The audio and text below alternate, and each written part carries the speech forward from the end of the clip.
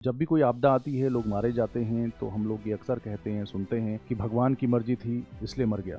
अगर बच गया तो जाको राको साइयां मार सके न कोई। सोशल मीडिया में RIP वर्ड ट्रेंडिंग पे चलता है। इसमें गलत कुछ नहीं है, ये हमारी आस्था का मामला है या परंपरा से चला आ रहा है, कल्चर में है, इसलिए हम ऐसा बोल देते हैं, कह देते हैं। लेकिन क्या हमारे दिमाग में सवाल उठता है कि इन हादसों के पीछे नेचर का, प्रकृति का, दैवी शक्तियों का हाथ है या ये हमारी गलतियों की वजह से हुए हैं?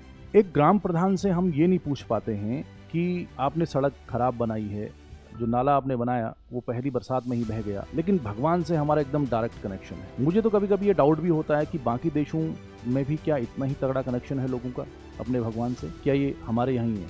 उत्तरकाशी में जो हादसा हुआ है, अगर उस हादसे को अगर आप गौर से समझें, सोचें, तो आपको लगेगा कि ये पूरा का पूरा मैनमेड डिजास्टर है। नदी का जो क्षेत्र है उस पर हमने घर बनाए हैं, चाहे वो टूरिज्म के लिए बनाए हों, चाहे रहने के लिए बनाए हों।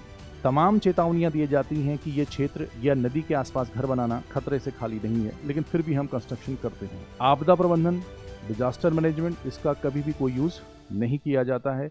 ये सब किताबी बातें हो गई हैं और डिजास्टर पे डिजास्टर आते रहते हैं और मरने के बाद, हादसा होने के बाद हम भगवान को याद करते हैं, इसके अलावा कुछ नहीं। अभी प्रयागराज में बाढ़ आई है और ग्राउंड फ्लोर तक वहां पर पानी चला गया है, तो लोग ये कह रहे हैं कि गंगा जी उनके घर पे पधारी है, लेकिन गौर से देखें तो गंगा जी घर नहीं आई हैं, आप गंगा जी के इलाके में चले गए हो। अगर इन्हीं हादसों में, जैसे उत्तराखंड और हिमाचल प्रदेश में देवभूमि में ऐसा होता है, अगर कोई नेशनल सेलिब्रिटी या बड़ा आदमी कोई मर जाए, उसी की किस्मत खराब हो, तो ये नेशनल न्यूज बन जाती। लेकिन लोकल एरिया के लोग अगर मर जाते हैं, लोकल एरिया में ये घटनाएं आए दिन होती रहती हैं, तो लोकल न्यूज़पेपर्स के अलावा कहीं नहीं छपती, इनको कोई इंपॉर्टेंस नहीं दी जाती है। वहाँ के लोगों ने भी इसको नियति समझ लिया है। लास्ट ईयर दिवाली के समय में उत्तराखंड में एक टनल में कई सारे मजदूर फंस गए थे, गरीब मजदूर थे। 1 महीने के बाद वो निकले, तो उस समय जब वो निकले बाहर, तो उस समय की न्यूज़पेपर की हेडलाइंस को आप देखिए, उस समय सोशल मीडिया को आप देखिए, तो वहां पर लोगों ने कमेंट किया था कि जाको राके साइयां मार सके न कोई, भगवान की मर्जी थी तो बच गए। सवाल ये उठाओ